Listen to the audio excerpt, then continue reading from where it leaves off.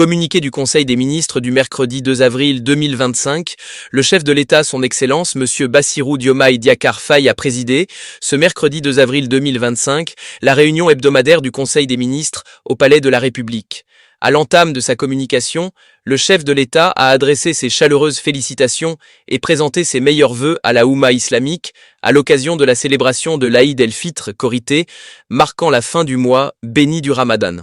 En ce moment particulier, il a prié avec l'ensemble de la nation pour un Sénégal de paix, de stabilité, de prospérité, dans la justice et la solidarité.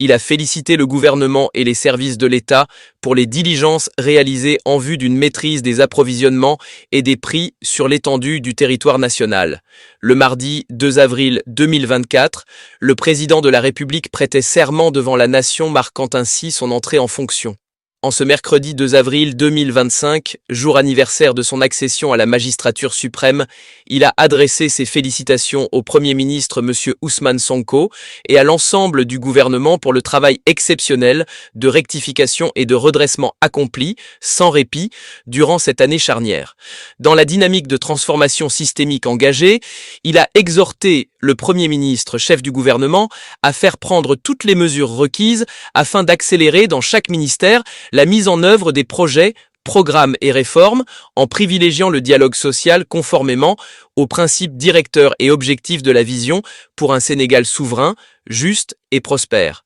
Le chef de l'État attache du prix au respect de ses engagements politiques pris devant la nation. À cet égard, il a réitéré ses directives relatives à l'amélioration soutenue des conditions de vie des populations, particulièrement en milieu rural, en favorisant l'accès aux services sociaux de base, eau, électricité et la couverture sanitaire universelle, tout en assurant une lutte efficace contre la cherté de la vie à travers une régulation optimale des marchés des biens et services.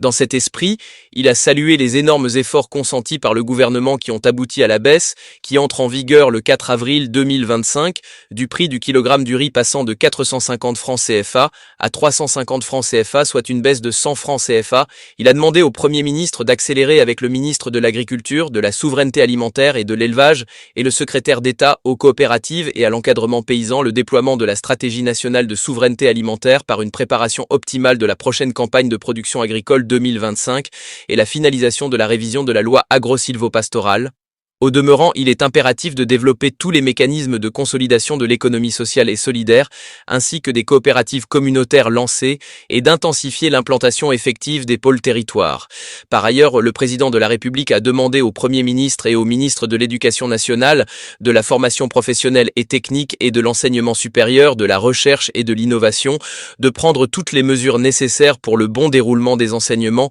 examens et concours programmés sur l'étendue du territoire national. En perspective de la fête du travail, le 1er mai 2025, le chef de l'État a exhorté le gouvernement et les partenaires sociaux à finaliser le nouveau pacte de stabilité sociale, indispensable pour asseoir dans les meilleures conditions l'attractivité du Sénégal, le développement du secteur privé, la relance de l'économie nationale et le déploiement des stratégies et politiques innovantes de promotion de l'emploi. Il a informé le Conseil qu'il présidera, au cours de ce mois d'avril, l'ouverture de la 4e conférence sociale consacrée à la thématique de l'employabilité et de l'emploi des jeunes. Le président de la République a indiqué que dans cette nouvelle phase cruciale de la gouvernance du pays qui s'annonce, l'assainissement exemplaire des finances publiques reste vital. Il en est de même de la restructuration des systèmes de financement de notre économie dans leur globalité et leur diversité. Dès lors, il a demandé au Premier ministre d'intensifier avec le ministre des Finances et du Budget et le ministre de l'Économie, du Plan et de la Coopération les réformes économiques, budgétaires, financières et administratives impératives pour restaurer et améliorer la crédibilité durable de notre système économique et financier. Dans cet élan de rénovation et de rupture, il a demandé au gouvernement de préparer au mieux l'agenda législatif ainsi que le prochain débat d'orientation budgétaire avec une nouvelle stratégie endogène de pilotage des finances publiques. Sur ce même chapitre, il a rappelé au gouvernement l'impératif de bâtir, dans le consensus et la confiance des acteurs, un nouveau modèle de gouvernance de notre système économique et financier, de refonder nos administrations et de réformer le secteur public sur la base d'une culture systématique de résultats afin de matérialiser dans l'efficacité et l'exemplarité l'ambition collective d'un Sénégal souverain, juste et prospère.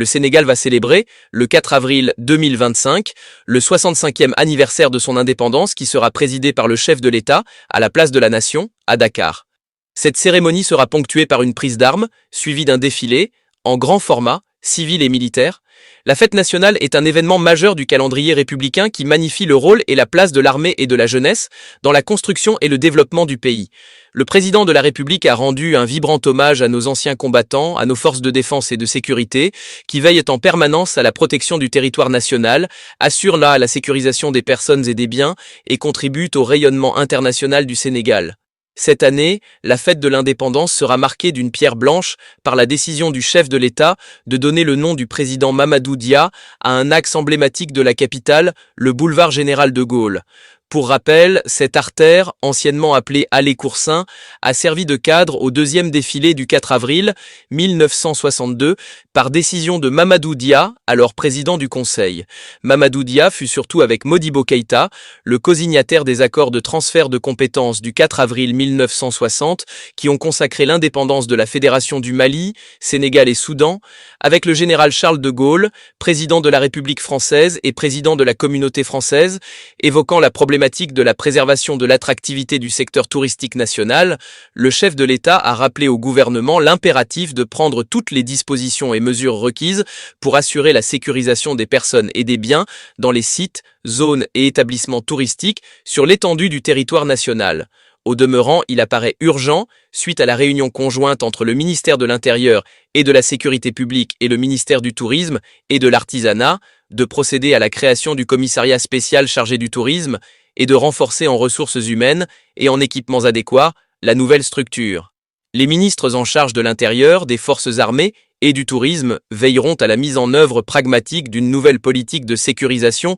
des sites touristiques. La tenue d'un conseil interministériel sur la relance et le développement du secteur touristique permettra d'assurer la prise en charge globale de la problématique. Dans sa communication, le Premier ministre a tout d'abord, au nom du gouvernement, formulé des prières à l'endroit du président de la République à l'occasion de l'an 1 de sa prestation de serment, coïncidant exactement à ce 2 avril. Il a exprimé ses félicitations et celles du gouvernement au chef de l'État pour son leadership, sa clairvoyance et sa détermination dans la conduite de sa noble mission.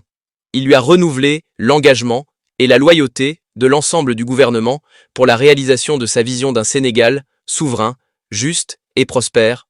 Le Premier ministre a ensuite rendu hommage au professeur Fatou Samba Ndiaye, chef du service d'hématologie clinique au Centre hospitalier national d'Al-Aljam, et à ses équipes qui viennent de réussir la première opération de moelle osseuse réalisée au Sénégal. Il s'est félicité de cette performance qui s'inscrit pleinement dans la dynamique de souveraineté nationale prônée par la Vision Sénégal 2050. Abordant le premier point de sa communication, le Premier ministre est revenu sur la problématique lancinante de la régulation des loyers des locaux à usage d'habitation qui demeure sans effet notamment dans la zone urbaine de Dakar, en dépit de la réglementation en vigueur depuis 2014. Au regard des tensions persistantes sur le loyer, principal poste de dépenses des ménages dans plusieurs agglomérations du pays, le Premier ministre a souligné la nécessité de procéder à une analyse approfondie des facteurs qui continuent à entretenir ces tensions. Outre la revue des mécanismes de régulation, la réflexion devra être axée sur la disponibilité de données crédibles sur l'offre et la demande de logement, ainsi que sur des instruments alternatifs à explorer pour inciter les propriétaires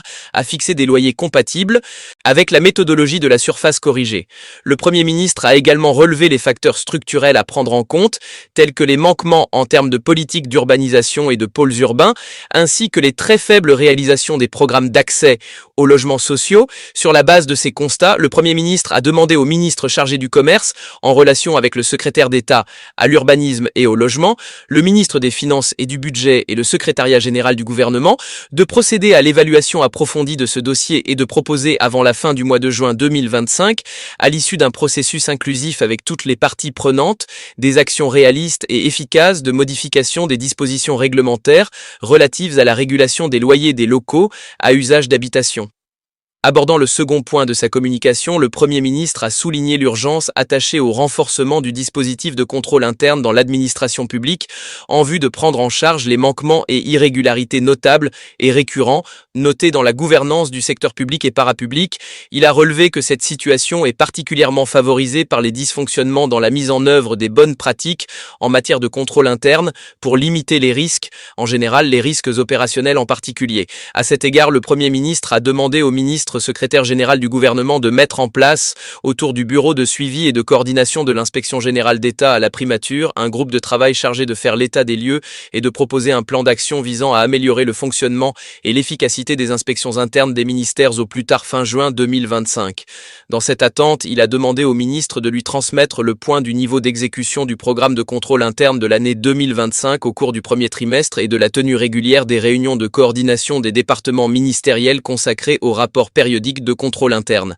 Au titre des communications des ministres, le ministre de l'Industrie et du Commerce a fait le point sur les travaux du Conseil national de la consommation, le ministre de l'Éducation nationale a fait une communication sur les infrastructures scolaires, le ministre de l'Agriculture, de la Souveraineté alimentaire et de l'Élevage a fait une communication sur la situation de la campagne de commercialisation de l'arachide. Signée par le ministre de la Formation professionnelle et technique, porte-parole du gouvernement Amadou Moustapha Njek Sarré, c'était tout pour cette Flash News, merci et à bientôt pour de nouvelles vidéos. Aujourd'hui, nous semons les graines d'un Sénégal souverain, juste et prospère pour les générations futures. Si nous continuons à cultiver notre terre, nos idées et notre peuple, les fruits viendront toujours.